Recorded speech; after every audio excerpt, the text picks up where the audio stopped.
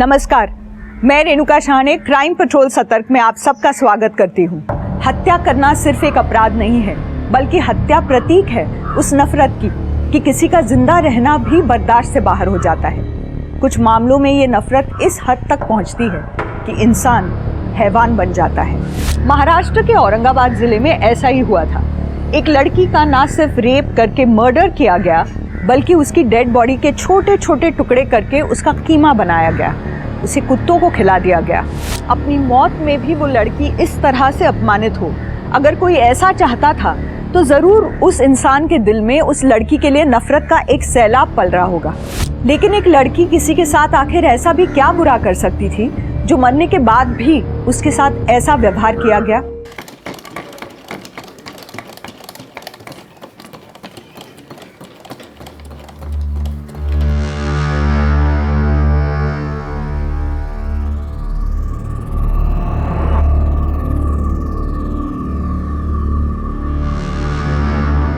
दीदी, मेरी तबीयत ठीक नहीं लग रही है, मैं काम नहीं कर पाऊंगी। ये मैंने 5 छुट्टी ले चुकी हो, पता भी है?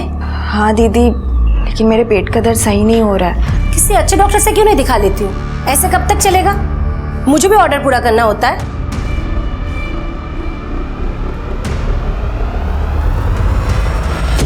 लो दीदी, आपका 1 किलो सेब का 160 और 2 दर्जन केले का 70 रुपये। आपने मुझे 500 दिया ना? हाँ आई, 1 किलो सेब और 2 दर्जन केले के 270 वापस करो इन्हें। लो दीदी। आई, कैलकुलेटर क्यों नहीं रख लेती तुम अपने पास? वो छोड़ो, तू आज इतनी जल्दी कैसे आई? वर्कशॉप नहीं गई क्या? नहीं आई, वो गई तो थी लेकिन। अतुल कहाँ है? अरे वो तो वैद्य जी के पास गया। नहीं गया है। क्या? हाँ, अभी मेरी बात हुई वैद्य जी से फोन पे। पता नहीं ये लड़का कहाँ आवारागर्दी करता है। ये ले मेरी चाय। अतुल इतना क्यों सोच रहा है पत्ते फेंकने में? बोलो। दादा, कहाँ हो तुम? बाबा ढूंढ रहे हैं तुमको। मेरे को ढूंढने के अलावा दूसरा कोई काम नहीं है क्या बाबा को? अरे वैद्य जी के यहाँ गया है तुमको ढूंढने, पहुंचो जल्दी। हाँ हाँ हाँ, ठीक है। अपन गेम बाद में पूरा कर दें, ठीक है? गेम पूरा कर, उसके बाद जा जहाँ जाना। अरे फारूक भाई, खेलते हैं ना बाद में, अभी मेरे को बहुत जरूरी काम है, बाद में खेलते हैं। साले तेरा रोज का ड्रामा है, जब तक जीतता है तब तक खेलता है, हारना शुरू तो निकल लेता है। चुपचाप गेम पूरा कर, नहीं तो मार के तेरा मुंह तोड़ दूंगा, समझा? अरे फारूक भाई, आप मार नहीं फारूक भाई,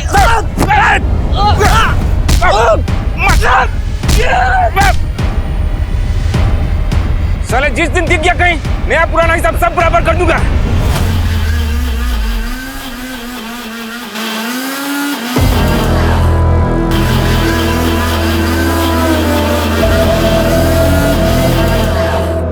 इस बुढ़े का कमरा किराए पर लेना ही नहीं था। हाथ मशीन चलाता है।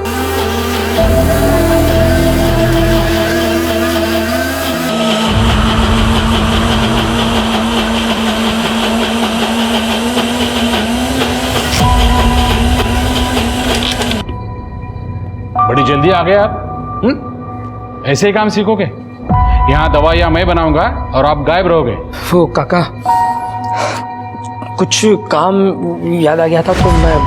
अतुल, ऐसा कौन सा काम है जो काम करने के बाद जेब फटती है और नाक में से खून निकलता है?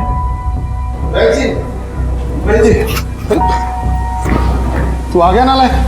कहाँ घूम रहा था सुबह से? अरे बोलता क्यों नहीं? तीरथ जवान लड़का है, दोस्तों के साथ गया होगा।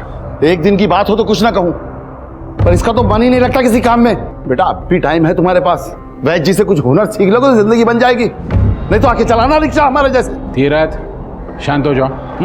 अतुल, तुम ये दवाई की पुड़िया बनाना, मैं आता हूँ। आओ तीरथ, आओ। तीरथ वो जवान लड़का है।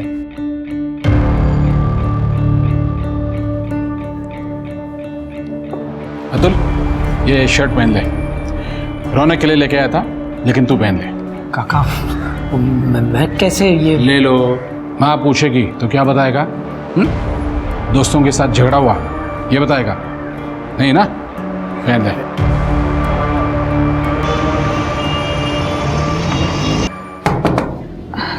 दादा मुझे वापस से पेट में दर्द हो रहा है, दवा कहाँ रखी है?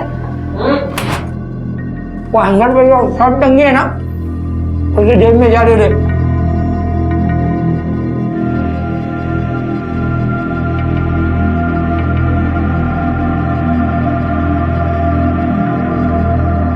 दादा ये इतनी महंगी शर्ट कहाँ से लाए आप? कहाँ से लाए मतलब? खरीद के लाया हूँ। 3000 की शर्ट? ये जो दवा दी है ना, ये खा ले, हो जाएगा पेट दर्द ठीक। जा।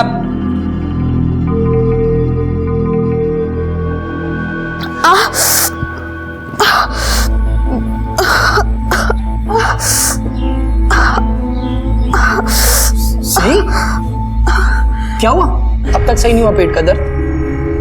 तूने दवाई खाई थी ना जो मैंने दी थी? उठो।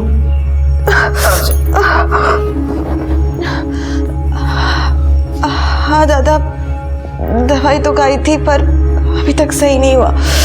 अच्छा ठीक है, तू चल मेरे साथ। लेकिन कहाँ? कुछ पूछ मत, जितना बोल रहा हूँ उतना कर। चल चल चल।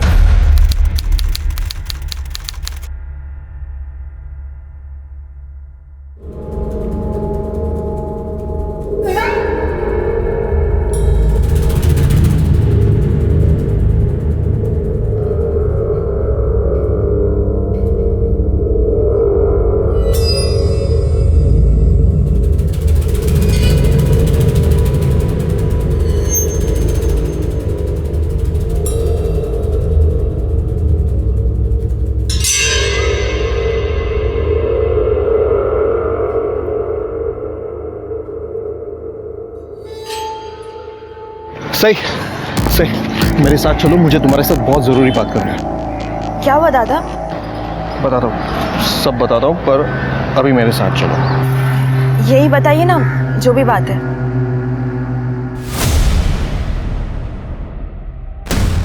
अब चलोगी या नहीं?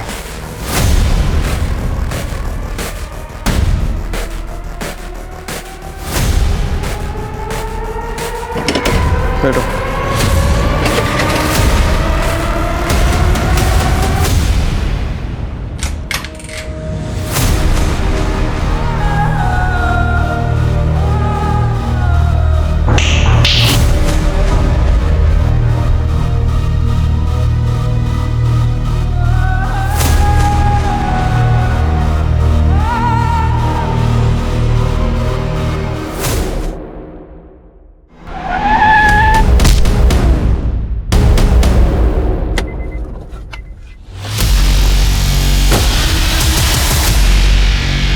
कह रहे एक्सीडेंट करता है, एक्सीडेंट करता है। भाई मैं तो सही जा रहा था भाई। ए, पुलिस को फोन कर रहे।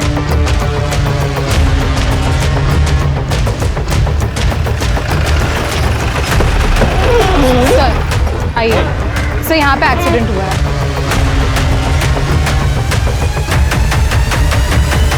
सर अचानक से ये आदमी कार के सामने आ गया और मौके पे इसकी डेथ हो गई with in second sir.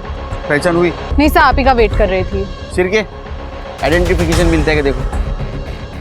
Sir इस आदमी के कार से एक्सीडेंट हुआ था। क्या नाम है तुम्हारा? अमितेश कुमार। एक्सीडेंट कैसे हुआ? सर मेरी कोई गलती नहीं है, मैं तो सीधे सीधे अपने रास्ते जा रहा था। यह आदमी अचानक किसी से भागते हुए रोड पर आ गया मेरी कार के सामने। तुम्हें कैसे पता चला? सर ये बहुत हड़बड़ी में रोड पर आया था, जैसे इसके पीछे कोई हो। तुमने देखा इसके पीछे किसी को? इसे देख तो नहीं पाया, पर मुझे ऐसा लगा कि इसके पीछे कोई है, क्योंकि ये बार बार मुड़ के देख रहा था। एक्सीडेंट होने के बाद किसी को देखा इसके पीछे? नहीं सर, मैं घबरा गया था। दारू पीता है? नहीं नहीं सर। कर दे, मेडिकल लगे होंगे। सर चलिए। सर आधार कार्ड मिला है, परेश भवनकर, देवनगर का रहने वाला है। मोबाइल मिला इसका? नहीं सर। देखो यही चेक करो किधर पड़ा होगा।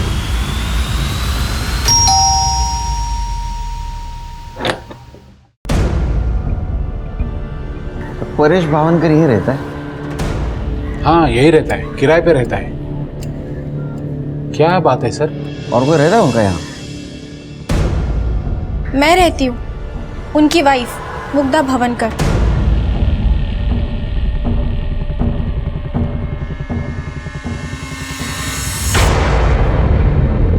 आपके पति मोबाइल यूज करते थे, कहाँ है वो? सर वो अपने साथ लेकर गए। नंबर?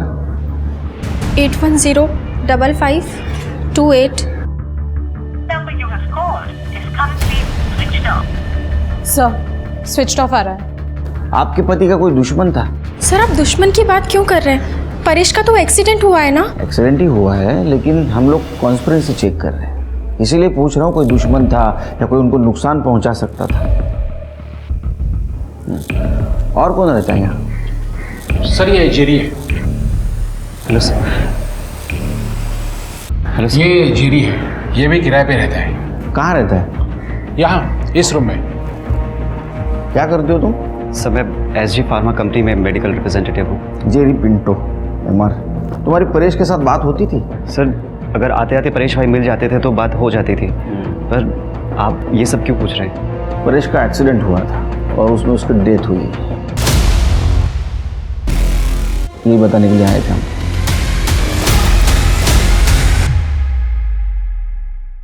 तृप्ति, ये परेश का मोबाइल ट्रैकिंग पे डालो और एक्सीडेंट स्पॉट पे जितने भी लोग मौजूद थे उनसे बात करो।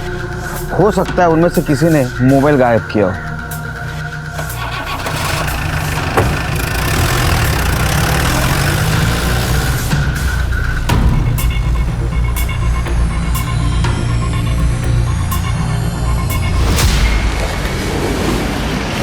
आजा बैठ जा स्कूटर पे। अरे ऐसे क्या चौंक रही है? अच्छा वीडियो देखेगी हैं? ये देख लिया, मिल गई टिकट। चल अरे चल।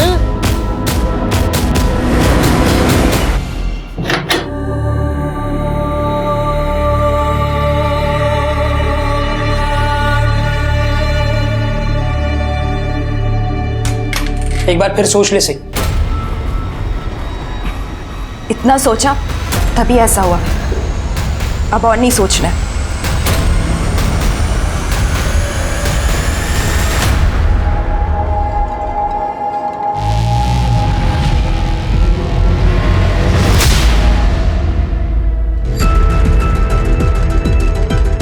ये देखो, ये कैसी है? अच्छी है ना? यहाँ और भी सैंपल्स हैं, पर मेरे हिसाब से तुम्हारे फेस कट के लिए ये नोज परफेक्ट रहेगी। Wow perfect. मीतू, मैडम को अंदर ले जाओ और सर्जरी के लिए रेडी करो।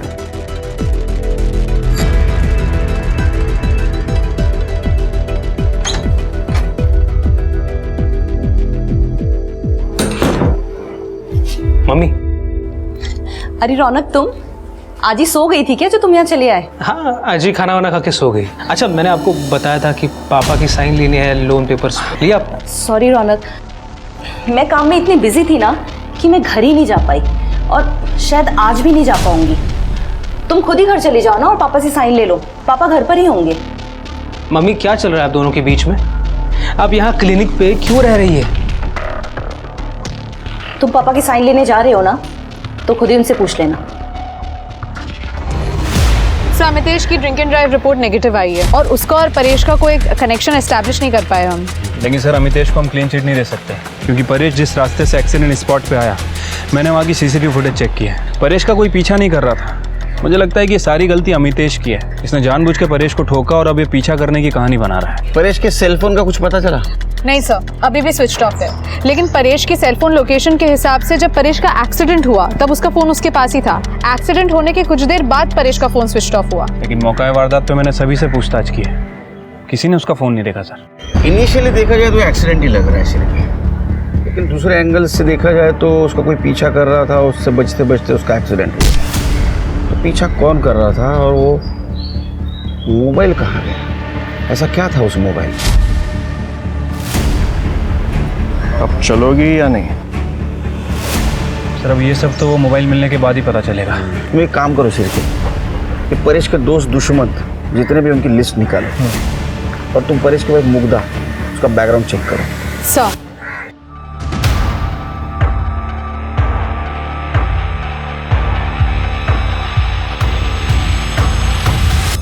ये वाली रिपोर्ट्स क्रॉस वेरीफाई करो, मुझे इसमें कुछ तो गड़बड़ लग रही है। एक्सक्यूज मी मैम, बोलिए।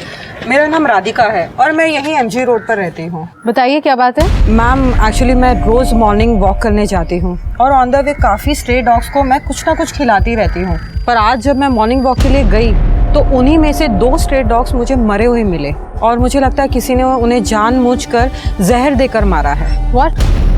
कोई स्ट्रे डॉग्स को जहर देके क्यों मारेगा? मैडम, बहुत सारे लोग हैं जो डॉग्स को पसंद नहीं करते हैं, उनसे चिढ़ते हैं और टॉर्चर भी करते हैं और इवन कभी तो जान से भी मार देते हैं। और मुझे लगता है ऐसे ही किसी एक आदमी ने ये दोनों स्ट्रे डॉग्स को जहर देकर मार दिया है। आप मेरे साथ चलिए, मैं आपको दिखाती हूँ। वेट करे, आप मैम के साथ जाइए और देखिए क्या मामला है। ओके, चलिए।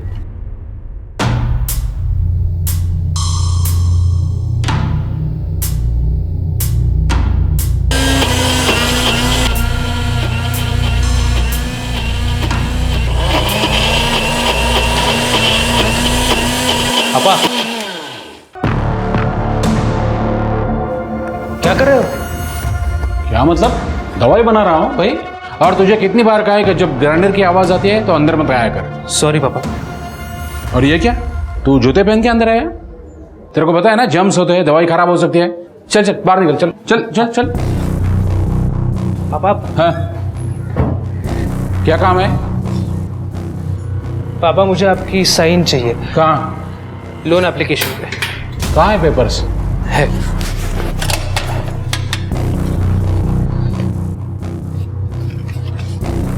कहाँ चाहिए? अच्छा पापा, मम्मी इतने दिनों से क्लिनिक पे क्यों रह रही है? ये लो पेपर साइन हो गए। तुम पढ़ाई पे ध्यान दो, इन सब बातों में मत पड़ो। ओके।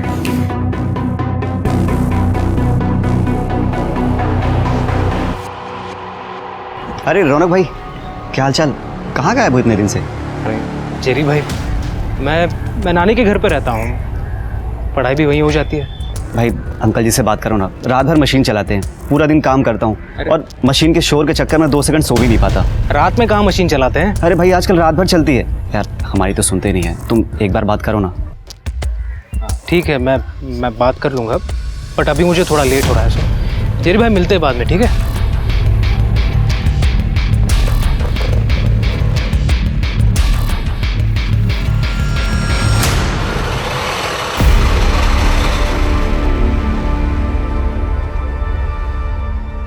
सर, ये मेरी बेटी है सही कभी कल सुबह अपनी सिलाई वर्कशॉप के लिए निकली थी, ना ही वर्कशॉप पहुंची और ना ही शाम को घर वापस आई। उसका फोन भी बंद आ रहा है सर। उस वक्त घर पे कौन था? मैं था सर। आप और आपकी बीवी कहाँ थी? सर, मैं तो ऑटो चलाने के लिए सुबह ही निकल जाता हूँ और 9 बजे मेरी बीवी फल का ठेला लगाने निकल जाती है। तो घर से निकलते वक्त सही ने कुछ बोला था? किसी रिश्तेदार के यहाँ जा रही है, दोस्त के यहाँ? नहीं सर, सही को रात भर ढूंढा लेकिन वो कहीं नहीं मिली। वो ना ही किसी रिश्तेदार के यहाँ है और ना ही किसी दोस्त के यहाँ। लड़के का चक्कर? नहीं सर, ऐसा कुछ भी नहीं। ठीक है, शिरके FIR लिखवा ले। तो सही का मोबाइल नंबर देना, उसको ट्रैकिंग पे डाल दो और उसकी सिलाई वर्कशॉप का एड्रेस। मैडम, सही जब तक मेरी वर्कशॉप में रहती है तब तक तो सही रहती है। अब बाहर जाकर वो क्या करती है वो मुझे क्या मालूम। जो भी कहना है साफ साफ बोलो। पिछले 2 महीने से काफ़ी छुट्टियाँ कर रही थी, अक्सर काम पे लेट आती है, पूछने पर कहती है मेरे पेट का दर्द सही नहीं हो रहा है। अब आप ही बताइए मैडम, जवानी में नीयत खराब होती है या तबीयत, वो भी रोज रोज। सही का किसी के साथ अफेयर चल रहा था? मैडम वो तो पता आप लगाएंगी, मैं थोड़ी ना लगाऊंगी। ज्यादा बोल रही हो। नहीं मैडम। पेट में दर्द सच्ची होता था कि असल बात कुछ और थी? नहीं, ऐसा कुछ होता तो वैद्य जी हमको बताते। कौन वैद्य जी? वो चक्रधर बापट। चक्रधर बापट? वो विजयनगर में जिसका दवाखाना है वही? हाँ हाँ वही। तो वो हमारे पूरे परिवार का इलाज वही करते हैं और आजकल तो हमारे बेटे अतुल को वैद्यगिरी भी सिखा रहे हैं। चक्रधर जी, 21 तारीख को आपके पड़ोसी परेश जी, उनका एक्सीडेंट हो गया, उनकी डेथ हो गई और 24 तारीख को आपके पेशेंट सही घर से गायब हो गई। फिर भी आप पूछ रहे आपको क्यों बुलाया? नहीं सर, बात सिर्फ सही की नहीं है। देवनगर एरिया के आसपास के बहुत सारे मरीज मेरे पास आते हैं इलाज के लिए। अगर उनमें से किसी को कुछ होता है तो आप बार बार मुझे ही बुला लेंगे? बार बार नहीं बुलाऊंगा, लेकिन जब भी कोई गायब होगा और उसकी लास्ट मोबाइल लोकेशन आपके घर की होगी तो आपको बुलाऊंगा। सीडीआर रिपोर्ट, सीडीआर सही की मोबाइल लोकेशन रिपोर्ट 11 बजे से ही आपके घर थी उसका फ़ोन स्विच ऑफ हो गया, उसकी लास्ट लोकेशन आपके घर की दिखा रही है, जबकि 11 बजे उसके वर्कशॉप में होनी चाहिए थी। आपके घर क्या कर रही थी? हाँ सर, वो वर्कशॉप ही जा रहे थे, तब उसके पेट में दर्द होने लगा तो मेरे पास आई, मैंने कुछ दवाएं दी, बाद में वहाँ से चले गए। अब उसके बाद वो किससे मिले, कहाँ गए, मोबाइल क्यों बंद किया, मुझे क्या पता सर। जाइए, आप बुलाऊंगा फिर से आप। ठीक है सर।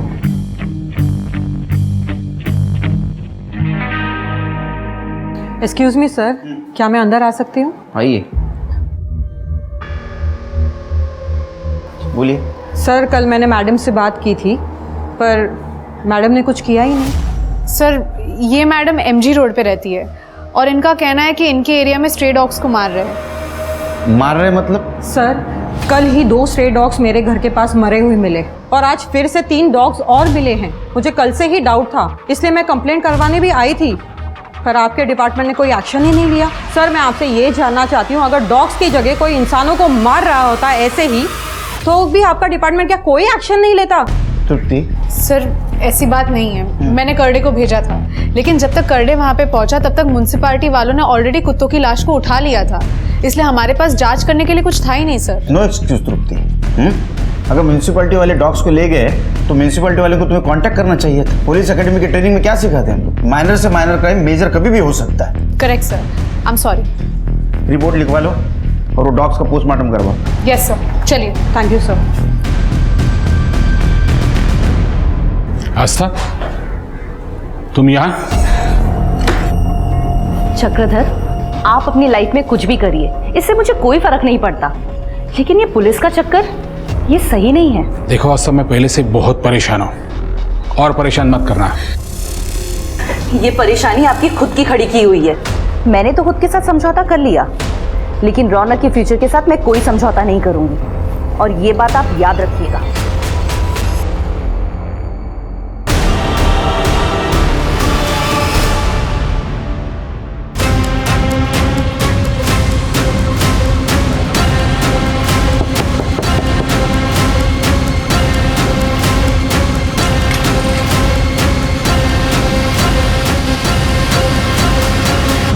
चक्रधर की फैमिली की देवनगर में काफी इज्जत है। उसकी वाइफ आस्था घर से थोड़ी दूर एक कॉस्मेटिक क्लिनिक चलाती है और उनका बेटा रौनक जो स्टूडेंट है वो अपनी नानी के साथ अपने घर में रहता है। काफी रिस्पेक्टेड फैमिली है सर। सर आपको एक बात बतानी थी, वो मैं बोलो।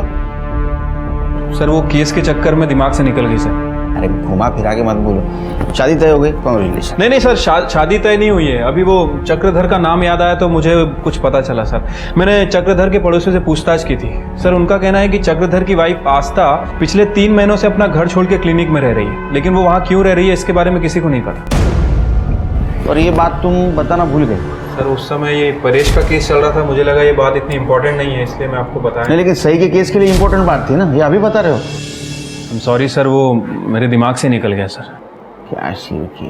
अच्छा, वो सही के फैमिली के बारे में पता लगाने के लिए बोला था, वो भी भूल गए? हाँ सर, काफ़ी सीधी सादी फैमिली है सर। Thank God. उसके फादर तीरथ और माँ उर्वशी ये दोनों काफ़ी सही हैं, लेकिन उसका बेटा अतुल ये थोड़ा टेढ़ा किस्म का आदमी है सर। लड़ाई झगड़ा जुआ शराब सब करता है, और उसके फादर उसे ये सब ना करे इसलिए उस वैद्य के पास वैद्यगिरी सीखने के लिए भेजते हैं। तुम शादी कर लो सर। हेलो, जरूरी है? ठीक है। भूल गया सर, परेश का फोन स्विच ऑन हुआ है सिटी एक्सटेंशन एरिया में, और लोकेशन भी ट्रेस हो गई है। ये तूने चुराया था ना? नहीं साहब, मैंने चुराया नहीं था, बल्कि उसी एक्सीडेंट में मेरे पास आ गिरा था और कोई देख नहीं रहा था तो मैंने उठा लिया साहब। परेश के पीछे किसी को देखा था क्या तूने? नहीं साहब, पीछे तो कोई नहीं कर रहा था, लेकिन बस के पीछे पीछे भागते उनका एक्सीडेंट हो गया साहब। अरे भाई, देवनगर जाने वाली बस यहीं पर आती है, आगे वाले स्टैंड पे रुकती है। जल्दी जाओ तो बस निकल जाएगी। हाँ। सच बोल रहा है? जी साहब। सर हमने इतनी मेहनत की परेश के केस में, आखिर एक्सीडेंट ही निकला। अरे ये तो हमारे काम का हिस्सा है। तो हाँ, कभी कभी शक सही होता है, कभी कभी गलत होता है। चार्जशीट बना और ये परेश के केस क्लोज कर दो। सर, एमजी रोड पे जिन कुत्तों की बॉडी मिली थी सभी की पोस्टमार्टम रिपोर्ट आ गई है सर। रिपोर्ट के हिसाब से सभी को जहर दिया गया था, लेकिन ये जहर उन्हें डायरेक्ट नहीं दिया गया था, बल्कि जो मांस उन्होंने खाया था उसमें जहर था। Human meat? कुत्तों को इंसान का मांस खिलाया गया? हाँ सर, और इस बार ये मांस पका हुआ था, इसे कुक्ड किया गया है।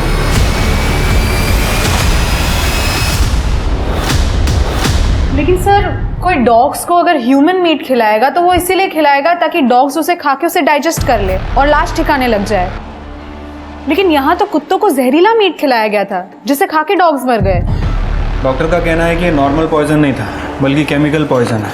शायद जिसने ये जहर दिया उसे खुद अंदाज़ा नहीं था कि इसका इफेक्ट कितना खतरनाक हो सकता है। शायद इसीलिए वो ये मांस उसने कुत्तों को खिला दिया। सिर्फ इसमें जहर की डिटेल्स नहीं है।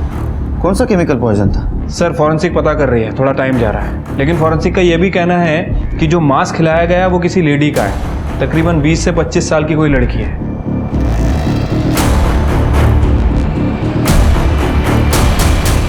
शिरके 24 तारीख को सही गायब हो गई देवनगर से। 25 तारीख को राधिका यमजी रोड से हमारे पास आई 2 कुत्तों की डेड बॉडी की कंप्लेंट लेकर। 2 स्ट्रे डॉग्स मुझे मरे हुए मिले और मुझे लगता है किसी ने उन्हें जानबूझकर जहर देकर मारा है। फिर से 26 तारीख को आई 3 कुत्तों की डेड बॉडी की कंप्लेंट लेकर। सर कल ही 2 स्ट्रे डॉग्स मेरे घर के पास मरे हुए मिले और आज फिर से 3 डॉग्स और मिले हैं। और उन 3 कुत्तों की पोस्टमार्टम रिपोर्ट है ये। अगर उन 2 कुत्तों की डेड बॉडी के बारे में हमें पहले पता चलता तो शायद ह्यूमन मीट की इंफॉर्मेशन हम तक पहुंच जाती। और दूसरी बात शीर के सही चीज देवनगर से गायब हो गई उसके आसपास ही एमजी रोड है। और जिस दिन सही गायब हो गई उसके दूसरे दिन ये कुत्तों की डेड बॉडी मिली है। शीर के अंधेरे में तीर मारने जैसा होगा लेकिन मारते हैं। काम करो, कुत्तों के पेट में जो मीट मिला है उसका डीएनए और सही का डीएनए मैच करवाओ। सर क्या बात करवाओ, कुछ तो गड़बड़ है सर।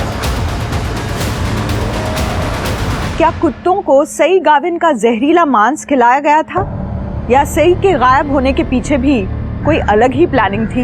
आखिरकार परेश का एक्सीडेंट सई को वो रहस्यमय वीडियो दिखाने के बाद ही हुआ था। उस वीडियो में ऐसा क्या था जो परेश और दूसरे लड़के सई को ब्लैकमेल कर रहे थे? ये देख। इन सारे सवालों और घटनाओं से अनजान पुलिस की जांच कुत्तों के पेट में मिले इंसानी मांस के डीएनए टेस्ट के सहारे आगे बढ़ने वाली थी, जिससे ये साबित होना था कि मरने वाली लड़की सई गाविन ही थी या कोई नई विक्टिम इस केस से जुड़ने वाली थी। शिरके मुझे तो भरोसा ही नहीं हो रहा है। जिसको तुक्का समझ के हमने लगा दिया वो निशाने पे लग गया। अरे वो कुत्ते के पेट में जो मीट मिला उसका डीएनए और सही का डीएनए मैच हो गया। मतलब सही का मीट कुत्तों को खिलाया गया। सही के पेरेंट्स को बुलाओ। ठीक है सर। उसके साथ इतना बुरा किया, मेरी साई को मार के कुत्तों को खिला दिया। किसने इतना बुरा किया मेरे बेटे के साथ? नहीं हम खुद सोच में पड़े हैं कि इतनी किसको नफरत हो सकती है सही के साथ। हमने तो आज तक किसी का बुरा नहीं किया, वो कौन है जिसने हमारे साई के साथ इतना बुरा कर दिया? अतुल, तेरा किसी लड़कों के साथ झगड़ा था ना जुए के पैसों को लेकर? क्या ऐसा तो नहीं तुझे सबक सिखाने के लिए उन्होंने सब कुछ किया? नहीं सर, वो तो सिर्फ 4-5 हजार रुपयों का झगड़ा था। इतने से पैसों के लिए क्यों मारेंगे मेरी बहन को वो लोग? और मैंने वो पैसे 1 महीने में लौटा भी दिए थे साहब। शिरकी, उन लड़कों का नंबर और एड्रेस ले लो इससे। ठीक है सर। तीरथ जी, अब तक जो हम जान गए उसके मुताबिक 24 तारीख को सही आपके वैद्य जी चक्रधर जी के पास गई थी। क्या ऐसा तो नहीं कि उन्होंने सब कुछ किया है? नहीं सर, वैद्य जी तो बहुत अच्छे आदमी हैं। वो तो हमारे लिए भगवान के समान है और जब जरूरत पड़ती है तो रुपए पैसे से हमारी मदद भी करते हैं। वो ऐसा क्यों करेंगे? किसने किया होगा ऐसा? सर ये देखिए, फॉरेंसिक्स को परेश के मोबाइल में ये वीडियो मिला है।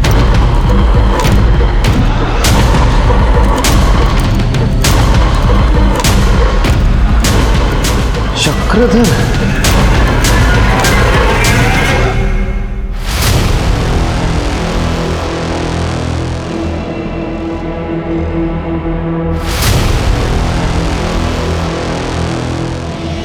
सर। हाँ शिरके सर, ये तो ब्लड है। यहाँ पे भी है। नाइट दे दो। सर इसमें भी है। खोलो। ये देखिए।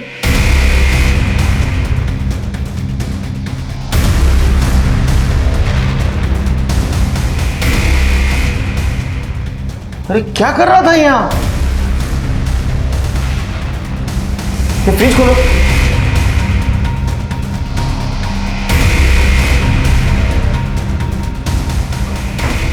इसको निकालो बाहर।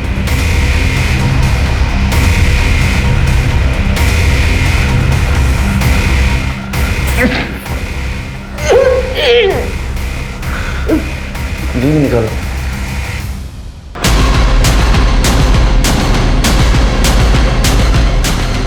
सही।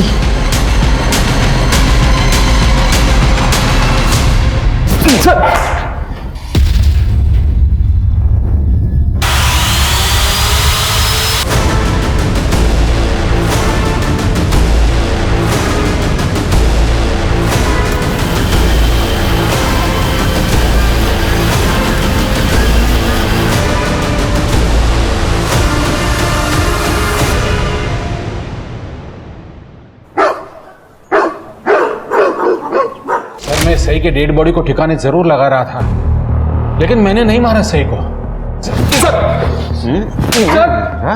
तूने उसका रेप किया, उसको मारा, बॉडी के टुकड़े करके ग्राइंड किए, कुत्तों को खिला दिया और बोलता उसको मारा नहीं।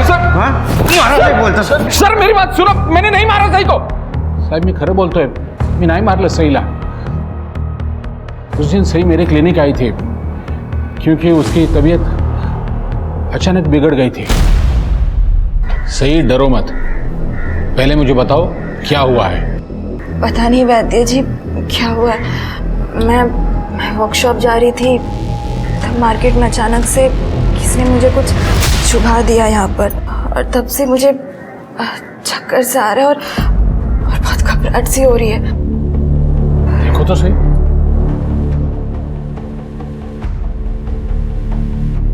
कुछ भी तो नहीं है। सही है? देखो शायद। सही सही सही सही के मुंह से खून गिर रहा था। उसे किसी ने जहर दे दिया था। सर मैं बहुत डर गया उस वक्त। मैंने सोचा मैं ही सही की डेड बॉडी को ठिकाने लगा दूं ताकि किसी को कुछ पता ही ना चले। ऐसे कैसे ठिकाने लगा रहा था रे तू? हाँ, ऐसे कैसे ठिकाने लगा रहा था? सही मर चुकी है, ये पुलिस को इन्फॉर्म नहीं कर सकता था तू? सर वो क्या है, मेरा और सही का एक वीडियो आपने देखा है तो मुझे लगा कि अगर सही की डेथ की इंफॉर्मेशन मैं आपको दे देता तो मैं फंस जाता। कैसे फंस जाता तू? सही तो मर चुकी थी, उसके साथ तूने रेप किया है, किसी को कैसे पता चलता? हाँ? कुछ लोग हैं जिनको मुझे पैसे देने, और उन्हीं पैसों के चक्कर में वो लोग मुझे हर रोज डराते हैं, धमकाते हैं। कितने पैसे है? 30,000। रकम तो काफी बड़ी है, लेकिन तुम चिंता मत करना, मैं तुम्हें पैसे दे दूंगा, लेकिन तुम्हें मेरा एक काम करना होगा। काका आप जो बोलोगे मैं सब करूंगा आपके लिए काका। एकदम पक्का? एकदम पक्का। अतुल तुम्हारी बहन है ना सही, बहुत खूबसूरत है। वो फारूक और उसके लोग मुझे पैसों के लिए बार बार परेशान कर रहे थे। सब अगर मैं उनको पैसे नहीं देता तो वो मेरे साथ कुछ भी कर सकते थे। इसीलिए मैंने वैद्य काका की बात मान ली और सही को पेट दर्द के इलाज के बहाने उनके क्लिनिक ले गया। देखिए हमें दवाई का कोर्स करना पड़ेगा, तब जाके आपके पेट का दर्द जड़ से खत्म होगा। अभी मैं एक चूर्ण दे रहा हूं, ये लीजिए, ये पानी लो। हम लोग 10 मिनट वेट करेंगे, उसके बाद मैं आपको दूसरी दवाई दूंगा, ठीक है?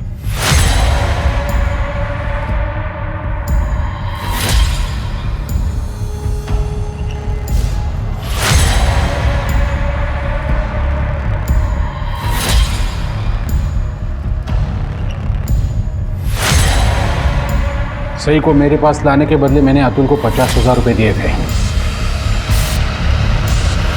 और और उसके बाद भी कोर्स पूरा करने के बहाने अतुल हमेशा सही को मेरे पास लाता था। लेकिन पता नहीं सही को कैसे डाउट हो गया कि कुछ तो गड़बड़ है। एक दिन सही ने चूरन खाने के बजाय चूरन खाने का नाटक किया।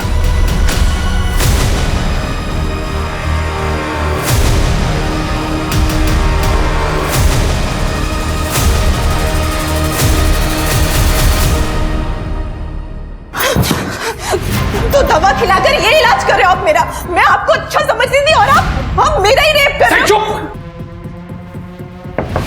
वैद्या का क्या हुआ? मैं आपको छोड़ूंगी नहीं, अभी मैं जा रही हूँ सबको बताने। सही चुप! लोग सुन! तुम भाई हो मेरे, शर्म नहीं है अपनी बहन के साथ ऐसा करते हुए? मैं आज ही मम्मी पापा को जाके सब कुछ बताऊंगी।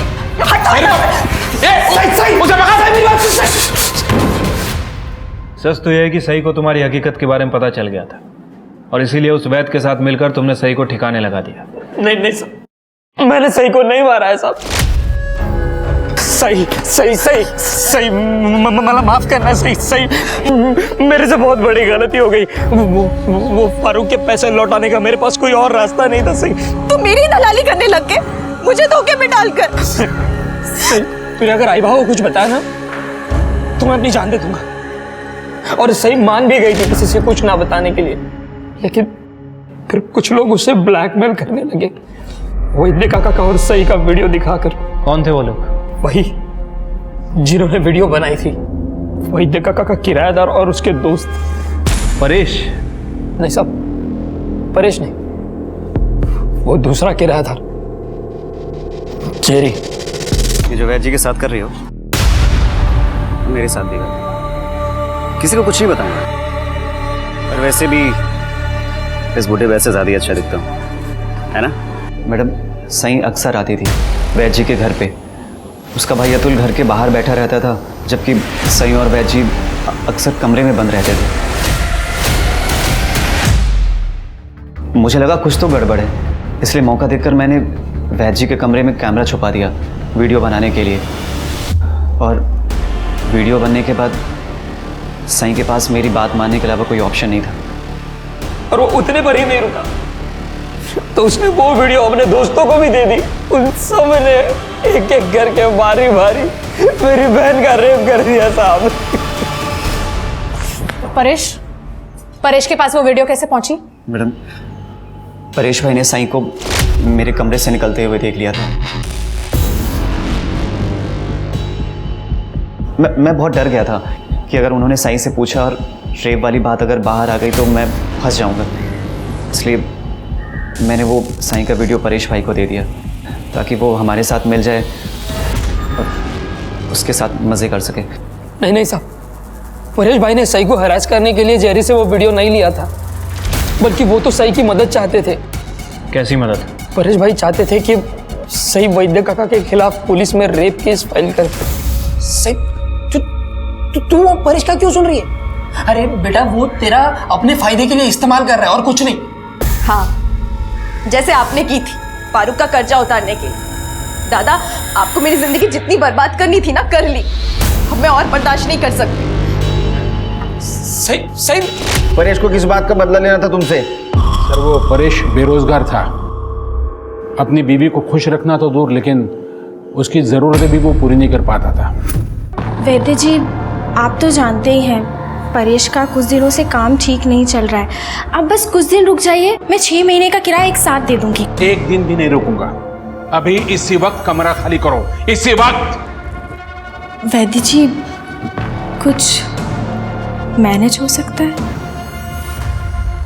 उस दिन मेरे और मुग्धा के बीच संबंध बन गए और हमारे बीच एक अंडरस्टैंडिंग हो गई थी। मैं मुग्धा को पैसों की मदद करूंगा और वो मेरी शारीरिक जरूरतें पूरी करेगी। और ये बात परेश को पता चली? हाँ? हाँ? पुलिस में जाऊंगा मैं तेरे खिलाफ। पुलिस में जाके क्या बताएगा? तेरी बीवी मेरे साथ सोती है? हाँ, ये बताएगा? तू बीवी को खुश नहीं रखता ना, इसलिए वो मेरे पास आती है। फिर परेश ने क्या किया? परेश क्या करता था? मैं मुग्धा के साथ रेप थोड़ी करता था कि वो कंप्लेंट करे और मुझे जेल हो जाए, इसलिए उसने अपना मुंह बंद रखा था। लेकिन शायद वो किसी मौके की तलाश कर रहा था और वो मौका उसे मिल गया। मेरे और सही का वीडियो। इस बुड्ढे के दम पे बहुत उछल रही थी ना तू। उस लड़की सही से बात हो गई है मेरी। रेप का केस लगेगा इस बुड्ढे पे। ये तो जाएगा ही जेल में और तेरी असलियत भी दुनिया के सामने आएगी कि कितनी बेगैरत है तू। तो परेश पुलिस के पास जाता, ये तुम्हारा वीडियो वायरल हो जाता तो तुम्हारी बने बनाई इज्जत मिट्टी में मिल जाती। ऐसा ना हो इसलिए तुमने डर के सही को मार दिया। नहीं सर, मुझे मेरी इज्जत इतनी प्यारी नहीं है कि मैं 2 मर्डर कर दूँ। और वैसे भी मुग्धा की वजह से आस्था मुझे छोड़ चुकी थी। सही को मारने के बाद वो वापस थोड़ी आने वाली थी। सर मैं वैद्य जी के साथ इसलिए रिश्ते में थी क्योंकि मैं गांव वापस नहीं जाना चाहती थी और शहर में रहने के लिए पैसों की ज़रूरत थी। लेकिन इसका मतलब ये नहीं है कि शहर में रहने के लिए मैं किसी का मर्डर करके जेल चली जाऊँ।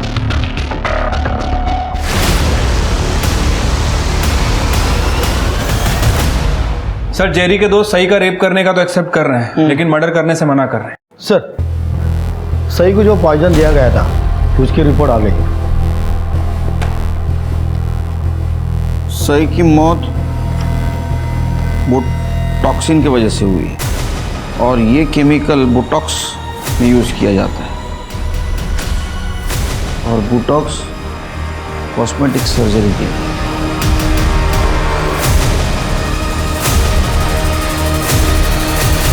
सर आपको कोई गलतफहमी हुई है, मैंने किसी को भी नहीं मारा। देखिए आस्था जी, सही को बोटॉक्स का इंजेक्शन दिया गया था जो कि अक्सर आप यूज करती हो।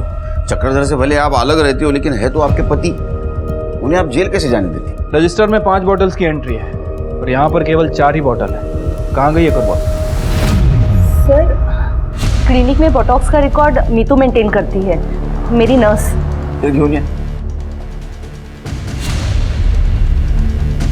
इसे जानती, किसी को दिया था ये? 5वीं बॉटल गई कहाँ? सर ये देखिए 20 अक्टूबर की फुटेज, साई की डेथ के 4 दिन पहले की। ये कौन है? रौनक? ये तो रौनक है, मेरा बेटा।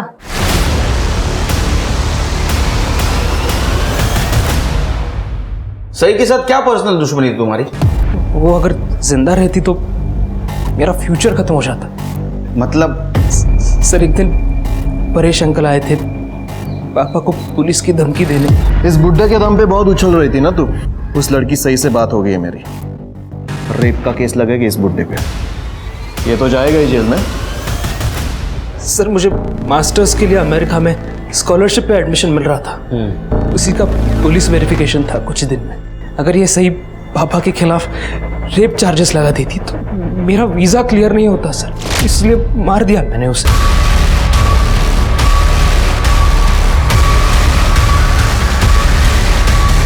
तुम्हें तुम्हारे पापा की कंप्लेंट करनी चाहिए थी, लेकिन तुम एक कदम आगे निकले उनसे। तुमने सही को मार दिया ताकि तुम्हारा वीज़ा कैंसिल ना हो। सर मैंने बहुत मेहनत की थी सर इस एडमिशन के लिए, मेरी मेहनत बर्बाद कैसे होने देता? अब यहाँ एडमिशन हुई तुम्हारी, करो खूब मेहनत, बर्बाद मत होने दो। सई की हत्या भले ही रौनक ने की थी, मगर उसके साथ उसके भाई अतुल और उसके पारिवारिक वैद्य चक्रधर बापट ने जो किया था, वैसा व्यवहार तो जानवर भी किसी के साथ नहीं करते। कृपया करके अपने स्वार्थ में अंधे मत होइए, बल्कि इंसान बनने की कोशिश करिए। इसी उम्मीद के साथ अब मैं रेणुका शाहने आपसे विदा लेती हूँ। हम फिर मिलेंगे ऐसी एक कहानी के साथ जो रखेगी आपको सतर्क और जिंदगी को सुरक्षित। तब तक अपना और अपने परिवार का ख्याल रखिए और देखते रहिए क्राइम पेट्रोल सतर्क। जय हिंद।